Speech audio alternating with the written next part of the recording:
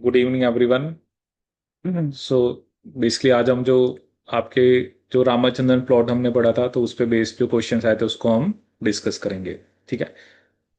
अब देखो पहला क्वेश्चन यहाँ पर क्या आया था कि जो पेप्टाइड यूनिट होती है। ठीक है। पेप्टाइड यूनिट जैसे हम ये शो करते हैं C alpha C prime O N H N alpha. ठीक है। कहते हैं ये प्लेनर किसकी वजह से होता है। जैसे होता है ना ऑब्वियसली ये सी अल्फा होगा, ये सी प्राइम, ये डबल बॉन्ड होगा, ये क्या होगा आपका एन एच। ठीक है। तो ये किसकी वजह से प्लेनर होता है।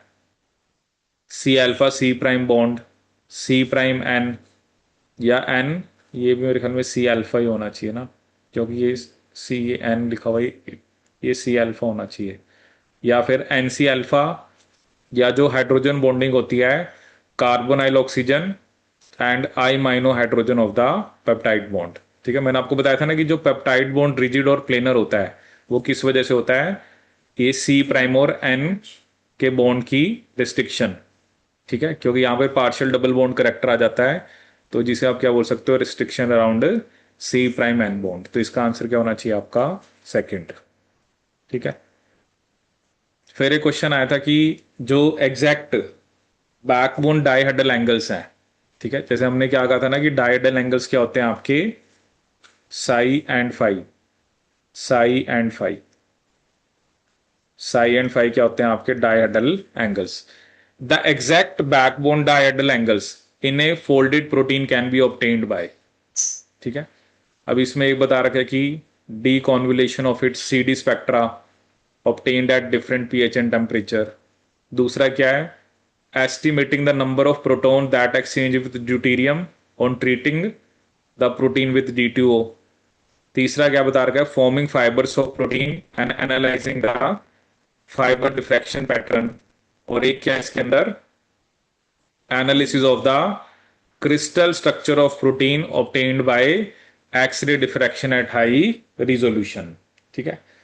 तो देखो अब ये तो आपको याद ही रखना पड़ेगा। ठीक है।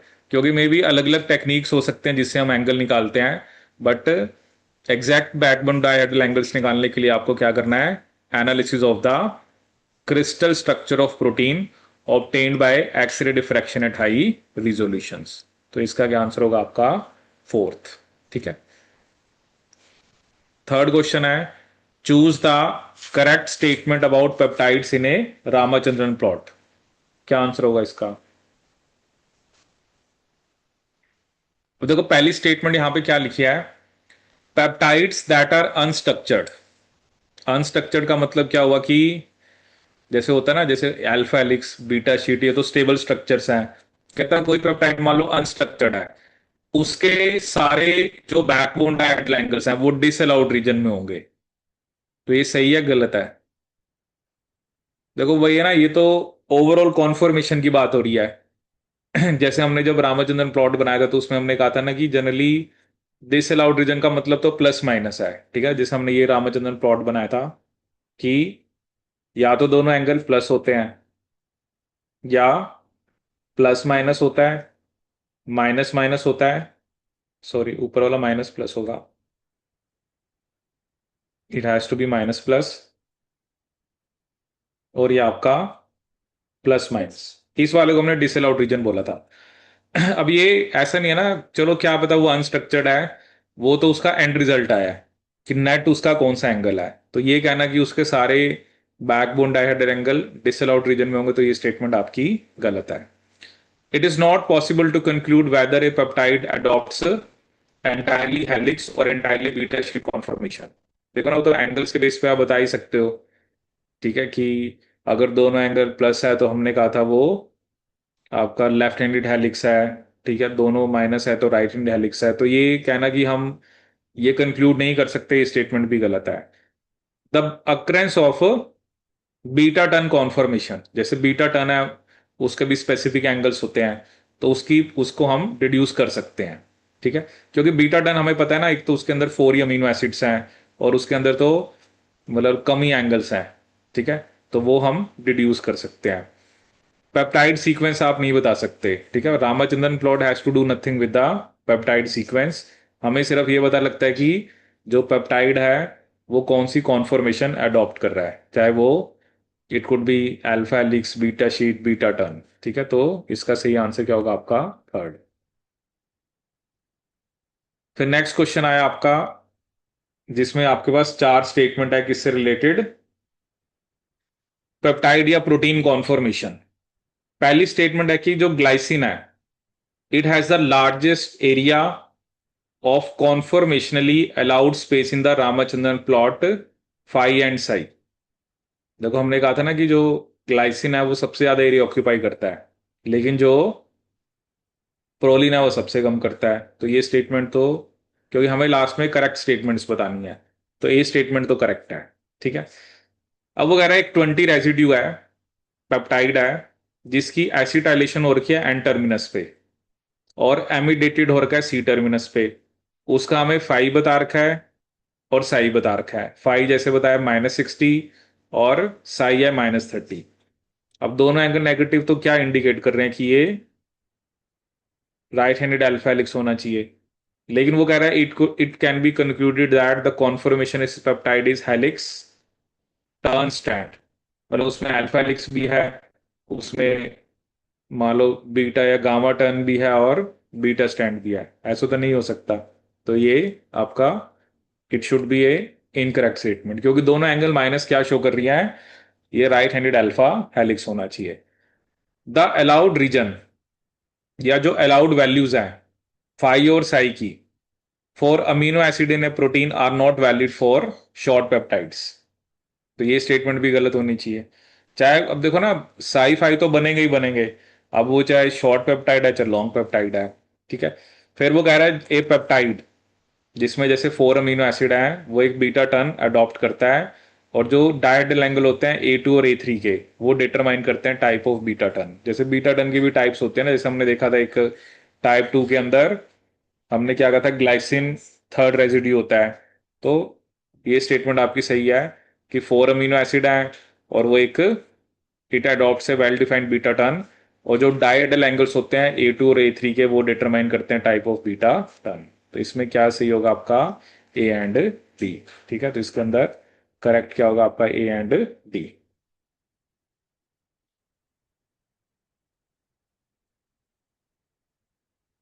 ठीक है, अब नेक्स्ट आया था आपका कि given below are statements related to protein structures.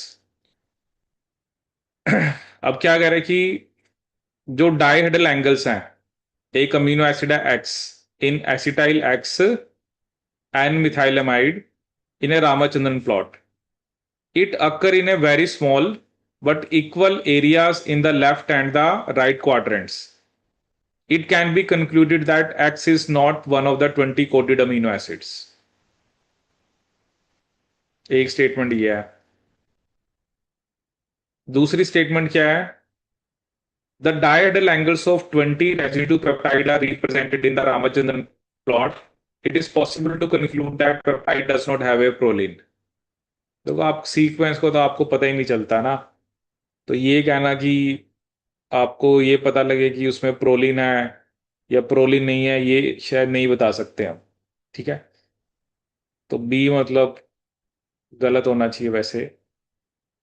और ऑप्शन क्या है, और स्टेटमेंट क्या है कि two proteins can have a similar fold even if they do not share significant similarity in their primary structure. हो सकता है, क्योंकि वो डिपेंड करता है ना, क्या पता nature of amino acid same हो। ऐसा नहीं है ना कि हमेशा उनका सीक्वेंस सेम हो तभी वो सेम फोल्ड बनाएगा। तो वहां पर ये भी मैटर करता है कि nature of amino acid also matter. ठीक है, on denaturation of protein bye urea, जो इंटरेक्शन डिसरप्ट होती हैं वो आयनिक और वंडरवॉल होती हैं, ना कि डाइसल्फाइड बॉन्ड। देखो डाइसल्फाइड बॉन्ड के लिए तो आपको डीटीटी या बीटा मरकैप्टिक इथेनॉल देना पड़ेगा। ठीक है, इसका मतलब इसके अंदर सिर्फ बी स्टेटमेंट इनकरेक्ट है। ठीक है, ए भी सही है और सी भी सही है और डी भी सही है।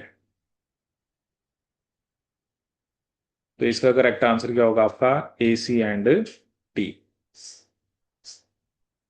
इसमें क्या होता है ना कि ये जो कह रहे हैं ना कि जो डायहेड्रल एंगल एक अमीनो एसिड है, ठीक है, वो it occur in very small but equal areas.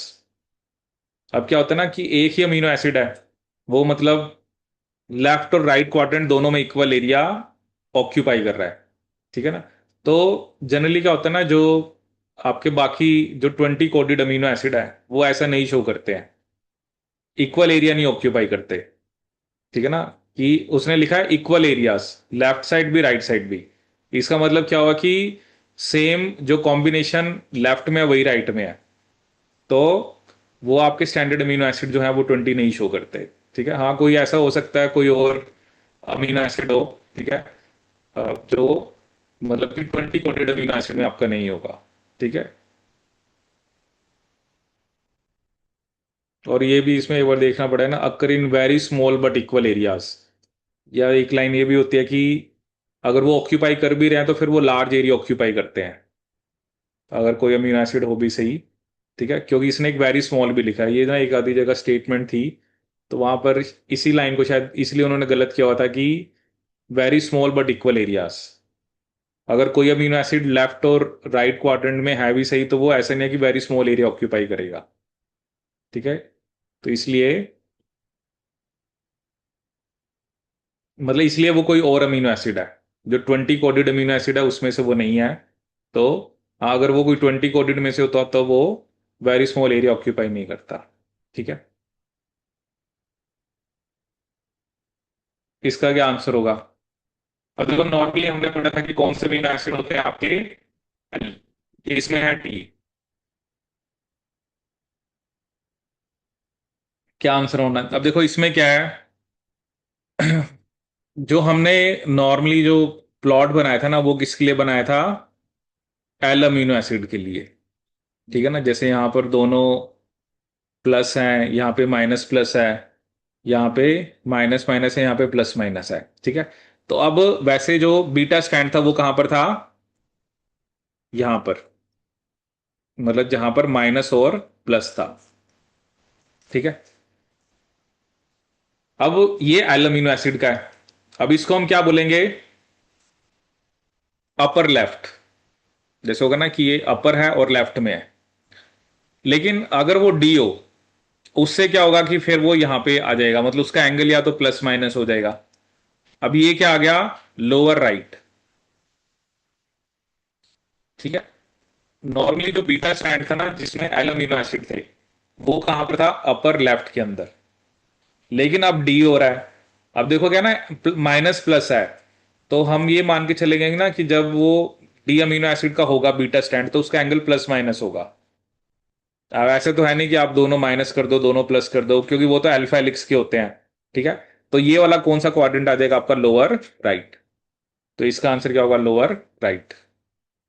क्या आए समझ में ये?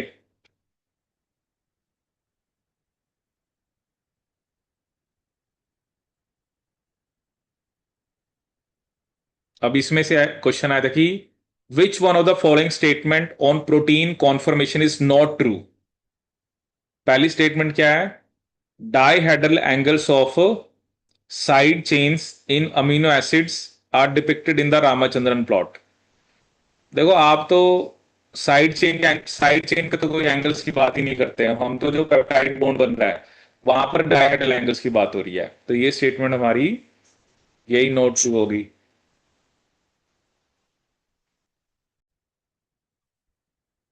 ठीक है, तो इसमें पहली स्टेटमेंट हमने क्या कही? क्योंकि डायहेड्रल एंगल्स जो है वो हमें साइड चेन्स के नहीं, मतलब साइड चेन्स की तो हम बात ही नहीं करते इसके अंदर। दूसरा देखो उसने क्या लिखा है, अब देखो ना, कुछ स्टेटमेंट्स ऐसी होती हैं जो मान लो मे बी हमने थ्योरी में मिस कर दी, अब उसको हम पढ़ सकते हैं। जैसे उसने कहा कि इंफ्रारेड स्पेक्ट्रोस्कोपी होती है जिससे हम हाइड्रोजन बॉन्डिंग इन पेप्टाइड्स को डिड्यूस कर सकते हैं। अब देखो ना, आपने देखा कि जो अल्फा हेलिक्स होता है उसमें इंट्रामोलिकुलर हाइड्रोजन बॉन्डिंग होती है, बीटा शीट के अंदर इंटरमोलिकुलर होती है, तो वो कह रहा है कि ये चीज हम डिड्यूस कर सकते हैं इंफ्रारेड से। इसका मतलब ये स्टेटमेंट सही है, क्योंकि गलत तो एक ही है ना। वो कहता है कि जो 3D स्ट्रक्चर होते हैं प्रोटीन के, जिसमें अप्रोक्सीमेटली 100 अमीनो एसिड है, उसको हम कौन सी स्पेक्ट्रोस्कोपी से करते हैं? एनएमआर। एनएमआर वैसे भी आपने सुना होगा कि एनएमआर से हम प्रोटीन का 3D स्ट्रक्चर के बारे में हमें इंफॉर्मेशन मिलती है। फिर वो कह रहा है कि जो ग्लोबुलर प्रोटीन्स हैं उसमें अल्फा हेलिकल और बीटा शीट कंपोनेंट्स होते हैं, ये भी हमने स्टेटमेंट पढ़ी थी, ठीक है। तो वही होगा ना कि हमें और भी इंफॉर्मेशन मिली, जो स्टेटमेंट्स भी होते हैं ना उसमें से, जैसे अब ये तो मुझे पता लग गया ये गलत है, बट बाकी स्टेटमेंट्स के बारे में भी हमें, अगर हमें लगता है कि कुछ स्टेटमेंट्स हम, या कुछ इंफॉर्मेशन जो हम इसमें से निकाल सकते हैं, वो भी हमें पढ़नी चाहिए। ठीक है। अब नेक्स्ट क्वेश्चन आया था, इनमें से ये बीटा टर्न्स की कुछ स्टेटमेंट्स हैं। ठीक है। वो कह रहा है कि all the 20 coded amino acid have equal propensity to form beta turns. देखो ऐसा तो नहीं है ना, जैसे हमने कहा था कि बीटा टर्न्स में ग्लाइसिन प्रोलिन ज्यादा होता है। ठीक है। क्योंकि ग्लाइसिन की प्रेजेंस उसको फ्लेक्सिबल बनाती है और प्रोलिन की प्रेजेंस उसको टाइट बनाती है। ठीक है, तो ये तो गलत है। अब बी भी गलत है, कहता proline cannot occur in beta turns. ठीक है, तो एक ही बना आपका सी एंड डी, कि proline glycine strongly favour beta turn, और in asparagine glycine beta turn asparagine can have a positive 5 psi values। ठीक है, अब ये तो वैसे देखना पड़ेगा ना कि एस्पाराजिन के साथ जब ग्लाइसिन होता है तो कैसी वैल्यूज वो बनाता है, या किस टाइप के वो वैल्यूज बनाता है। मतलब ये तो मुझे पता है कि ए और बी तो पक्का ही गलत है, तो इसका एक ही आंसर बनेगा, सी कॉमा डी। ठीक है, क्लियर है यहां तक? अब नेक्स्ट क्वेश्चन देखते हैं, नेक्स्ट क्वेश्चन क्या था आपका।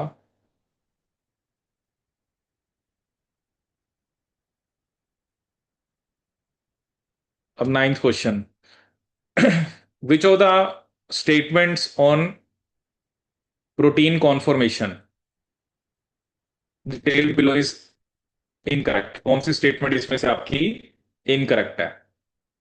L amino acids can occur in type 1 beta turns where 5 I are both positive. ठीक है।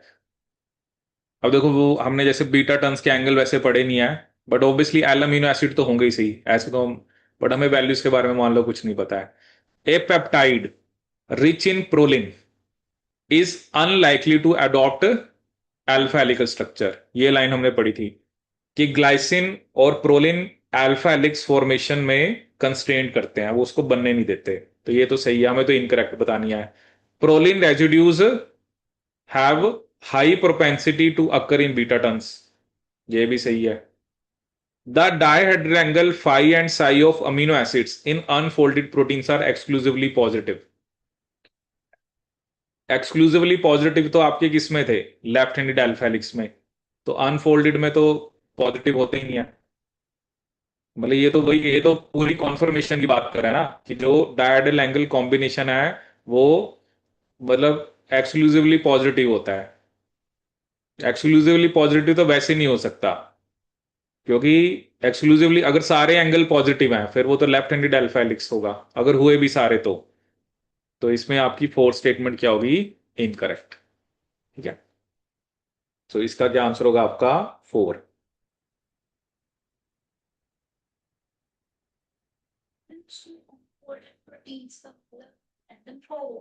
हाँ, रैंडम ही लगा सकते हैं ना।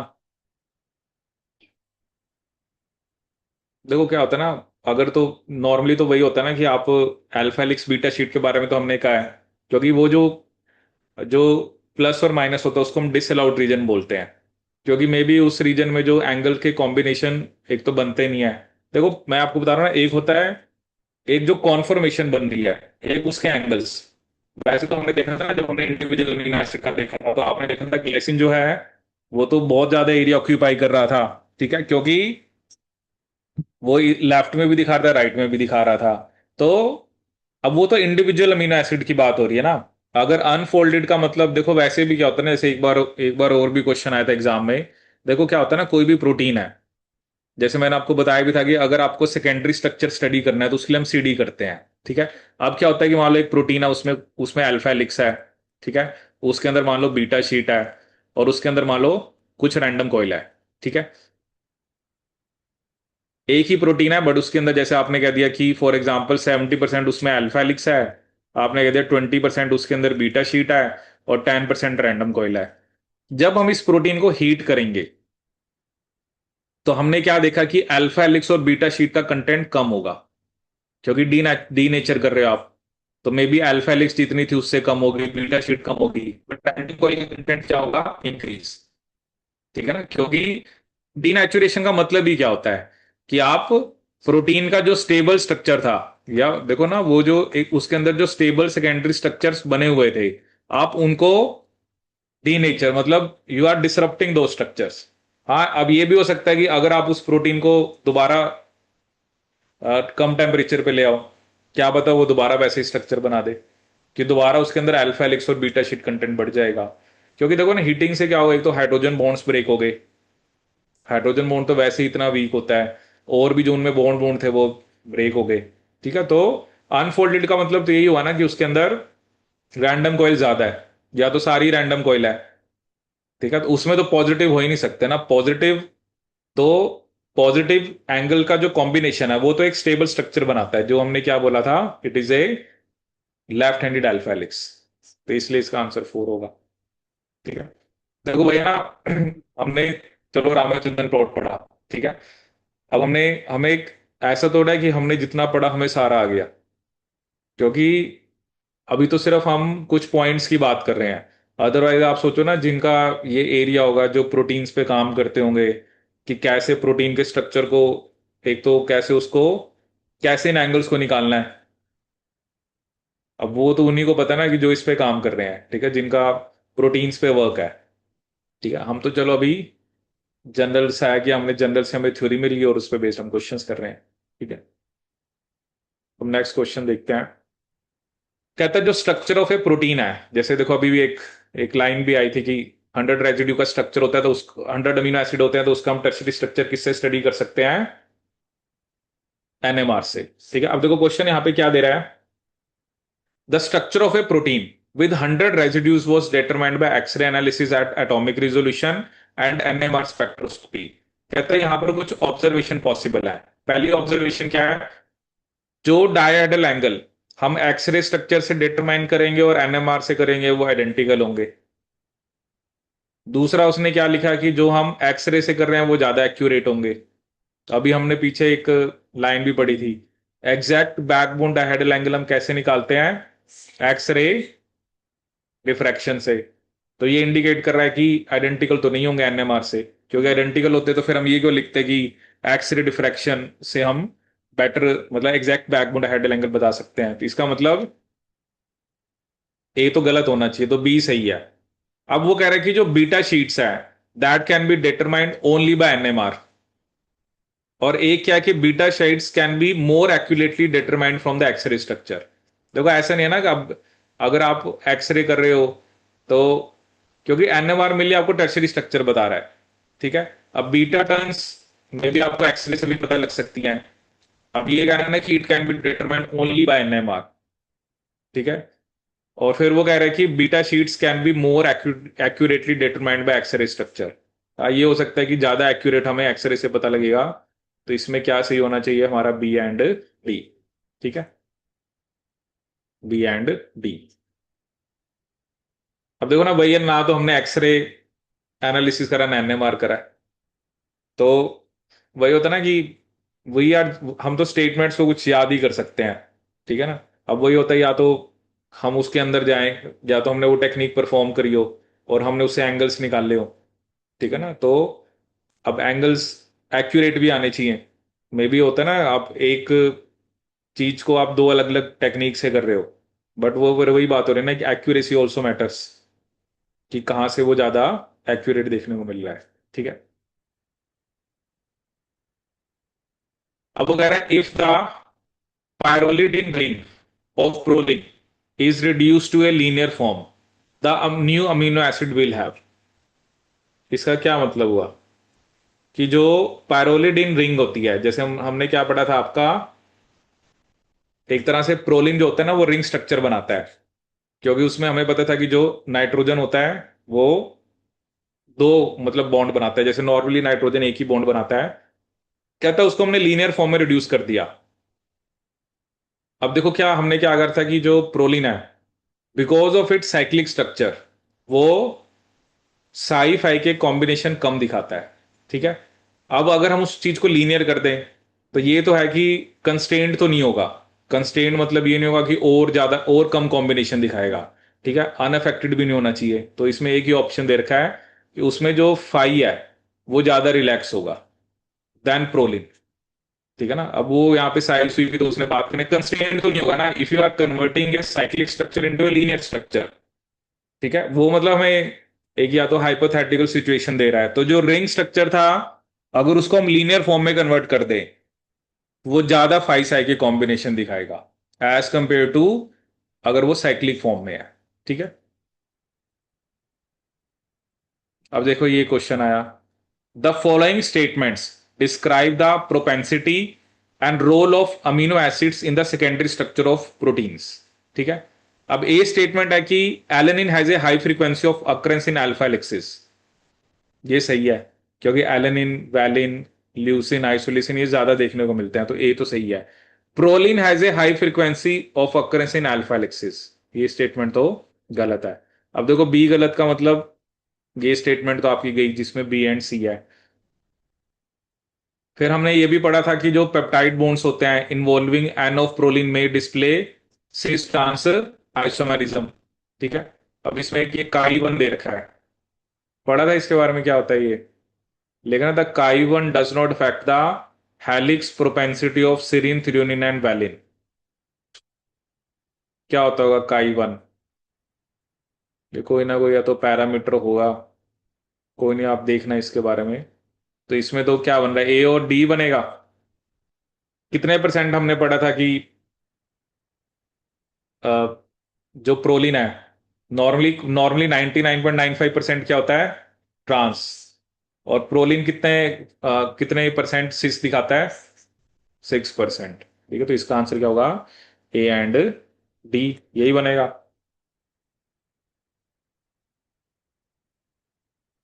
फिर क्वेश्चन आया कि विच of the following is not correct in the context of protein structure and folding. अब ये कह रहा है कि जो बीटा शीट्स हैं वो ज्यादा कॉमन होती है इंटीरियर्स में देन सरफेसेस। फिर वो कह रहा है कि beta sheets are less likely to form than alpha helices in the earlier stages of protein folding. मतलब बीटा शीट, अब देखो क्या होता है ना, एक प्रोटीन है, अब वो मतलब स्ट्रक्चर फोल्डिंग की बात हो रही है, एक वगैरह की बीटा शीट इंटीरियर में ज्यादा कॉमन होती है सरफेस से। ठीक है, दूसरा वो कह रहा है कि beta sheets are less likely to form than alpha helices. मतलब देखो मान लो बनना दोनों नहीं है, अल्फा हेलिक्स कुछ पार्ट ने कुछ पॉलीपेप्टाइड चेन के या तो कुछ पार्ट ने अल्फा हेलिक्स बनाना है, कुछ ने बीटा शीट बनाना है। अब वो कह रहे हैं कि बीटा शीट जो है वो लेस लाइकली टू फॉर्म है अर्लियर स्टेज, जब प्रोटीन की फोल्डिंग स्टार्ट हुई। तो इसका मतलब है कि पहले अल्फा हेलिक्स बनता है फिर बीटा शीट बनता है, जो इसके हिसाब से अगर ये स्टेटमेंट है तो। फिर वो कह रहा है कि proline residue can occupy the end terminal turn off the alpha helix. वैसे तो हमने कहा ना कि प्रोलिन हेलिक्स तो बनने नहीं देता, हाँ ये हो सकता है कि वो टर्मिनस पे हो और बीच में अल्फा हेलिक्स बन जाए, तो ये भी हो सकता है। फिर एक स्टेटमेंट है कि alpha helices are less likely to form than beta sheets in the earlier stages of protein folding. अब देखो इसका मतलब क्या ना, देखो ए और सी तो सही है, अब बी और डी में से है कि बीटा शीट पहले बनेगी या एक्स पहले बनेगा। तो हाँ, तो इसमें अब देखो ये भी, इसके लिए भी हमें देखना पड़ेगा कि एक पॉलीपेप्टाइड, देखो क्या था ना, ग्लोबुलर प्रोटीन, ग्लोबुलर प्रोटीन में कुछ सीक्वेंस का अल्फा हेलिक्स बना रहा है, कुछ पार्ट बीटा शीट बना रहा है। तो इसके हिसाब से मतलब ये कह रहा है कि अल्फा हेलिक्स पहले बनता है बीटा शीट बाद में बनती है, तो इसलिए ये स्टेटमेंट हमारी क्या होगी, नॉट करेक्ट, कि alpha helices are less likely to form than beta sheets in the earliest stages of protein folding. ठीक है, क्लियर है ये। मुझे लगा था हम्म। अल्फा एस्टर्स में इंट्रामॉलिक्यूलर इंटरेक्शन होती है। Hydrogen bonding. Intramolecular hydrogen bonding तो साथ के साथ हेलिक्स बनते हो जाएगी, हम्म। बट बीटा शीट जो है उसमें इंटरमॉलिक्यूलर होती है, तो हम्म। पहले पूरा सीक्वेंस बनेगा और शीट्स अगर दो स्ट्रैंड्स बन गए उसके बाद ही बॉन्ड्स बनेंगे। हम्म। तो मैंने कुछ ऐसा सोचा था कि अगर प्रोटीन फोल्डिंग तो हेलिक्स पहले बनना चाहिए इस हिसाब से, इफ आई एम राइट। देखो और क्या रीजन हो सकता है, मतलब आप ये कह रहे हो कि उसमें इंट्रा मॉलिक्यूलर होती है उसमें इंटर होती है।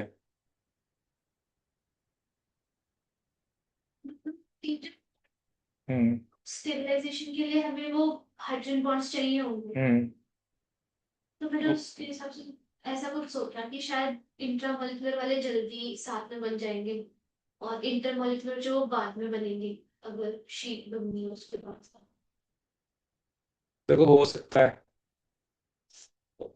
बट कितना हम उस एक्सप्लेनेशन को लेके मतलब सेटिस्फाइड है, कितने परसेंट आपको लगता है कि ऐसा होना चाहिए? देखो अब इसमें और क्या रीजन हो सकता है, हम क्योंकि हम ये कह रहे हैं कि एक तो देखो कंपैरिजन तो तभी होगा ना कि जब दोनों चीजें बन रही हैं, कि प्रोटीन फोल्डिंग हो रही है, आप कह रहे हो कि कुछ प्रोटीन के पार्ट ने अल्फा हेलिक्स बनाना है, कुछ ने बीटा शीट बनानी है। ठीक है। अब बीटा शीट वैसे भी क्या था ना, वो तो थोड़ा एक्सटेंडेड स्ट्रक्चर होता है। ठीक है। अब अल्फा हेलिक्स जो है वो कॉम्पैक्ट होता है। हाँ।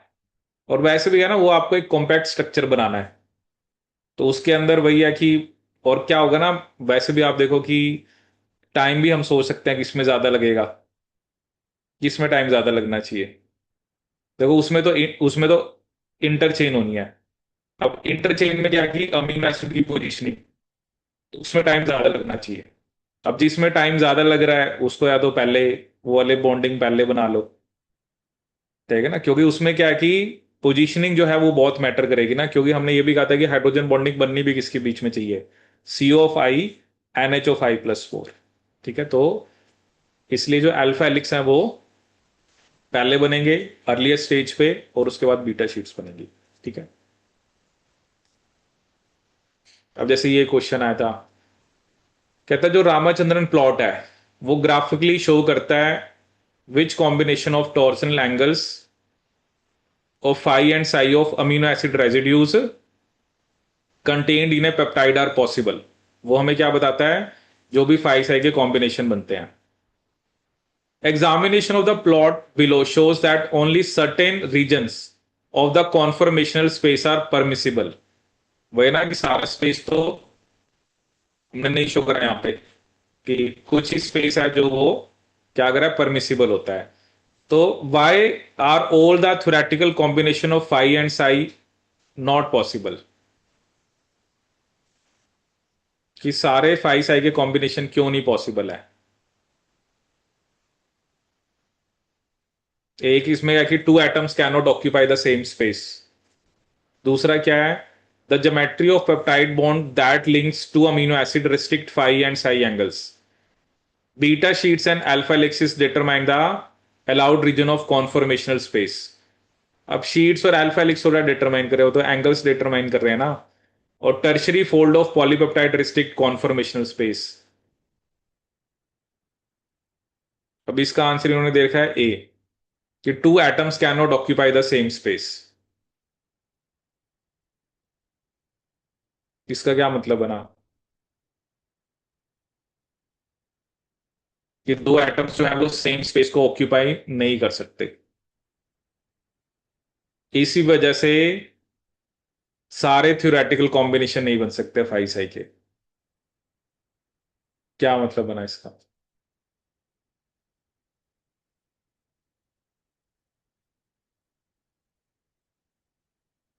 हम्म।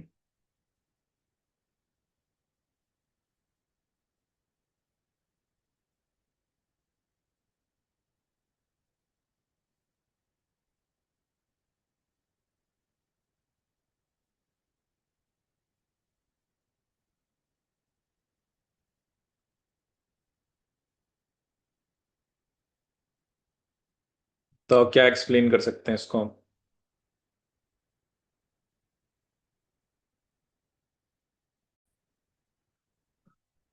ठीक है, जैसे इसकी एक एक्सप्लेनेशन में आपको जो दे रखी है कि जो ये मतलब रूल है कि दो एटम सेम स्पेस को ऑक्यूपाई नहीं करते हैं, वो कह रहा है कि जो पॉलीपेप्टाइड बैकबोन है वो रोटेट करती है अराउंड टू बॉन्ड्स पर अमीनो एसिड, एक फाई एक Sai. If these angles form certain combination, atoms in the backbone and side chains will physically overlap. कि कुछ ऐसे कॉम्बिनेशन हो सकते हैं जिसमें वो ओवरलैप करेगा। वो कह रहा है कि जो ओवरलैपिंग है वो फिजिकली इंपॉसिबल है। इसी वजह से many angle combinations are entirely blocked, वो बनेंगे ही नहीं।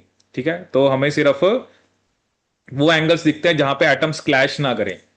ठीक है ना, क्योंकि एटम्स क्लैश कर गए, हाँ, अगर तो मतलब वो कह रहा है कि ये उसका एक रिजल्ट भी है कि सारे कॉम्बिनेशन नहीं होते, क्योंकि दो एटम सेम स्पेस को ऑक्यूपाई नहीं कर सकते। या आप ये भी कह सकते हो क्योंकि दो एटम सेम स्पेस को ऑक्यूपाई नहीं कर पाएंगे, इसकी वजह से स्पाइस है कि सारे थ्योरेटिकल कॉम्बिनेशन पॉसिबल नहीं होते। ठीक है। अब एक ये क्वेश्चन था, ये मैंने आपको बताया भी था कि एग्जाम में ऐसा क्वेश्चन आया था।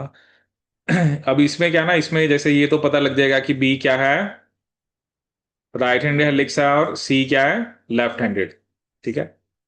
पहले तो आप ये देख सकते हो कि बी जो है वो किस में आपको राइट हैंडेड दे रखा है। ठीक है। अब जैसे फर्स्ट ऑप्शन तो नहीं होगी, सेकंड ऑप्शन में बी राइट हैंडेड है, सी में भी राइट हैंडेड है, मतलब इसमें तो राइट हैंडेड है और सी लेफ्ट हैंडेड है। ठीक है। और फोर्थ भी नहीं हो सकता। ठीक है।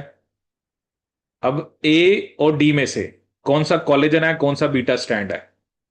तो जो मैंने आपको इमेज दी थी उसके हिसाब से क्या होना चाहिए? ए क्या होना चाहिए? हाँ, ए क्या होना चाहिए हमारा, क्योंकि वो नीचे की तरफ है, इस तरफ है, और डी क्या होगा हमारा, कोलेजन। तो इसका आंसर क्या होगा आपका, बी। ठीक है। वही था ना, इसमें अब बी और सी तो आप जज कर लोगे, बट मैंने आपको स्पेसिफिकली वहां पे बताया था कि आपने ये भी ध्यान रखना है कि कहाँ पर कोलेजन है, कहाँ पर आपका पैरेलल बीटा शीटा एंटी पैरेलल है। ठीक है। बाकी एक दो क्वेश्चन हमने पहले भी डिस्कस कर लिए थे, एक बार इसको देख लेते हैं। एक तो यही क्वेश्चन जो मैंने आपको बताया था, increasing order of the area of allowed regions. ठीक है। तो सबसे कम एरिया कौन ऑक्यूपाई करेगा, प्रोलिन, और सबसे ज्यादा ऑक्यूपाई करेगा ग्लाइसिन। ठीक है। फिर एक ये भी क्वेश्चन हमने देख लिया था कि एक डाइपेप्टाइड है जिसके अंदर, अब आप वही देखो ना, जैसे कॉम्बिनेशन जो अभी एंगल्स की बात कर रहे थे, क्योंकि साइड चेन भी होगी ना। अब अगर आप ये वाला एंगल है, अब इस एंगल को आप इधर ले जाओ, अब इसके साथ ओवरलैप नहीं करा सकते, इसके साथ ओवरलैप नहीं करेगा ना। ठीक है। तो इसलिए सारे कॉम्बिनेशन पॉसिबल नहीं है। ठीक है। तो इसमें हमने क्या कहा था कि -1 जो प्रीवियस अमीनो एसिड के बारे में बताता है, +1 जो है वो नेक्स्ट के बारे में बताता है। फिर था कि atomic coordinates of how many and which of the following atoms are required to uniquely define the torsion angle. ठीक है। तो इसमें मैंने आपको बताया था ना, वैसे तो नॉर्मली बच्चे लगाएंगे कि कौन कौन सा आपका, एक तो ये एन और सी अल्फा, और एक सी अल्फा और सी। बट ऐसे नहीं, इसमें मैंने आपको बताया था ना कि जीन एटम, मतलब जी जैसे एन सी अल्फा की बात करें तो एन जिससे अटैच है, और सी अल्फा जिससे अटैच है, वो भी हमें लेना पड़ेगा। तो इसमें हमने कहा था कि कितने एटॉमिक कोऑर्डिनेट्स जो हैं, how many and which of the following atoms, तो इसमें कितने एटम्स आएंगे आपके, 4 एटम्स। ठीक है। वो हमें चाहिए होते हैं टॉर्जन एंगल को डिफाइन करने के लिए, क्योंकि हमें ये भी बताना पड़ेगा ना कि जो हमारा एन है वो कौन से कार्बन से अटैच है, और जो हमारा सी अल्फा है वो आगे किस कार्बन से। तो मे बी या तो ये, देखो एंगल्स तो आप सीधा भी लिख सकते थे, लेकिन उसने एक वर्ड यहां पे लिख दिया एटॉमिक कोऑर्डिनेट्स। एटॉमिक कोऑर्डिनेट्स में आपको ये भी डिफाइन करना पड़ेगा कि जिस जिस एटम की आप बात कर रहे हो वो एटम अटैच भी किसके साथ है। जैसे एन था वो C-1 से अटैच था, सी अल्फा सी से अटैच था, और उधर एन सी अल्फा, जो हमने सी अल्फा सी लिया था, सी अल्फा एन से अटैच था और C n+1 से अटैच था। ठीक है। और फिर एक क्वेश्चन हमने ये भी किया था कि ये रामाचंद्रन प्लॉट है 4 डिफरेंट प्रोटीन्स के, इनमें से कौन से प्रीडोमिनेटली अल्फा हेलिक्स होंगे। ठीक है। जैसे इसमें देखना तो जो ए और बी है वहां पर बीटा शीट कंटेंट ज्यादा है, लेकिन सीओडी के अंदर ही आपका अल्फा हेलिक्स क्या होगा, ज्यादा होगा। ठीक है। तो ये हो गया आपके questions which which are based on Ramachandran law.